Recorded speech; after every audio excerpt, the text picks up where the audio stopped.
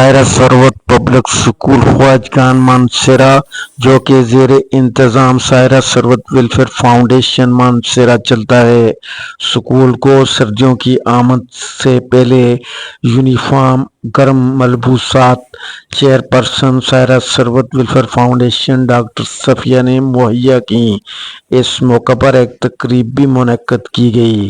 اس موقع پر چیئرپرسن سائرہ ثروت welfare foundation نے کہا، ہمارا مقصد معاشرے میں پسے ہوئے طبقات کو بلند کرنا ہے اور بچوں کی تعلیم، صحت اور خواتین کے حقوق کے لیے ہماری جدوجہد جاری رہے گی۔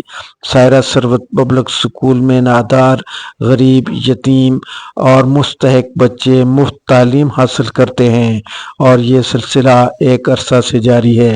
اسکول میں بچوں کی تعداد میں اضافہ کے ساتھ ساتھ اخراجات میں بھی اضافہ ہو رہا ہے۔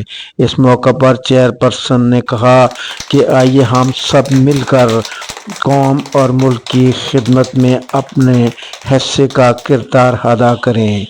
زیر تعلیم بچوں کی تعلیمی ضروریات کو پورا کرنے کے لیے آپ سب تعاون کر سکتے ہیں۔